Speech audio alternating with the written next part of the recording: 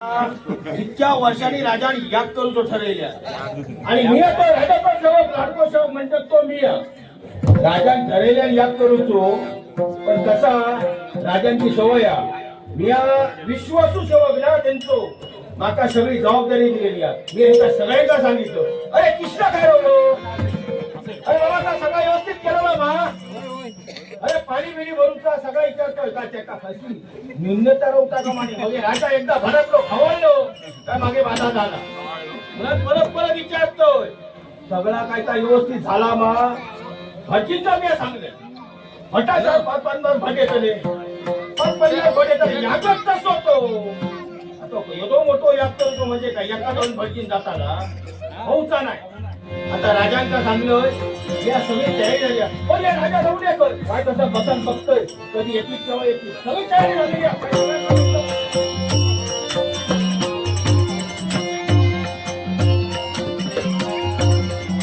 अरे विश्वास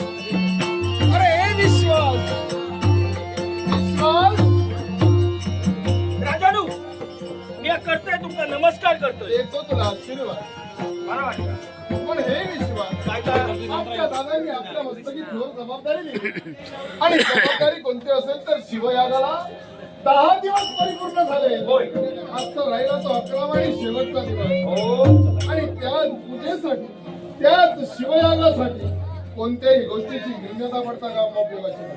राजानू तुमच्या भावाची दिले माका जबाबदारी बरोबर सांगताय हो 10-12 दिवस मी निजाग नाही हो काय सांगताय काय निद्रा घेतलीच नाही. निजाग तर नाही अरे बसात नाही काय सांगतो बसात म्हणजे काय सांगतो काय काय काय करतोय बाका हो किती कामाती पिल्लेले पाणी देतोय सगळा काय तर म्हणजे सगळा काय तर एकदम बरोबर सगळं केलेला काही एक कमी नाही आणि म्हणूनच विश्वासाने जबाबदारी तुमच्या मस्तकी दिली. हो हे आता तुमका माहिती असा राजांचा लाडको सेवक मी असतो जबाबदारी दिलेली त्यांनी देऊची आणि मी असतो पण विश्वास काय का नित्य नियमाप्रमाणे हा 10 दिवस मागे लेखले होय आणि त्याच 10 दिवसात हा ब्राह्मण प्रातःकाळी इथे येत होते. होय पण आजच्या दिवशी विलंब कशासाठी? काय असं माहित आहे सगळ्या ब्राह्मणांका जाऊन जाऊन सांगलोय बाबांनो येळेर येया जो याग करूचो असा आणि येळेर राहिलाय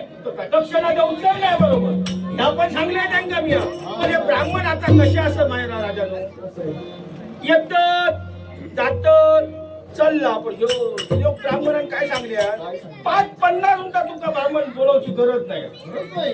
इतकं मी आमचा ज्योतिष सांगतोय पंचांग बघतोय आणि काय काय सांगता थोड्यात म्हणजे पंडित आहेत. पंडित मोठे मोठे मोठे पंडित लहानशे नव्हे अरे जगभर त्यांचं नाव ऐकले असं ते उंचत मी काय मा काय करा ते उंचत मी बोललोय तसाच खरा जाता मी त्यांनी सांगले आणि त्या सांगतो विश्वास आपल्या राज्याचे राजगुरु आहे. होय राज ब्राह्मण आहे. होय त्यांना देखील आपण पाचारण केलंय. अन्य कोणी येऊ द्या होय आपल्या जबाबदाऱ्या ज्या ब्राह्मणांना स्वीकारल्या होय त्यांच्या गर्वीत परिपूर्ण होणार. हो ना मार्ग प्रतीक्षा अरे करणार. विश्वास येतो आवाज अरे विश्वास हा अरे बाबा मी किती वेळ तुला हाका मारतोय ते यज्ञ कुंड घेऊन ये रे. म्हणजे तुम्ही सगळे तयारीने आलात ना म्हणजे काय हा. तू फक्त बोल तुला कधी करायचंय काय करायचं सांगशील ते. जास्त वेळ काढू नका अरे बाबा जास्त वेळ सूर्यास्ताच्या अगोदर यज्ञ पूर्ण झाला होय, पाहिजे. ते या गाव होय. आता 11वा दिवस होय, आहे. थांबा मी घेऊन येतोय थांबा नमस्कार.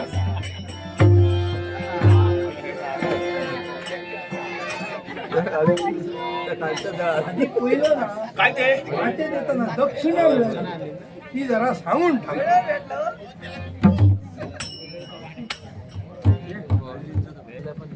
नंद किशोर धुरी बुवा यांनी माझ्या अल्पशा कलेला बक्षीस म्हणून हे दिलेलं आहे. देवाने त्यांचंही भलं करू दे आणि आमचं सगळ्यांचंही करू दे.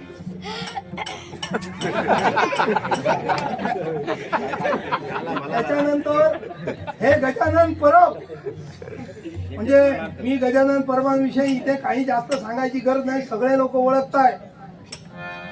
कारण ते व्यक्ती म्हणजे एकदम सर्वांचे आवडते होते, सगळ्या कार्यक्रमात पुढे होते. त्यांची आज सुद्धा प्रत्येक वेळी आठवण आली.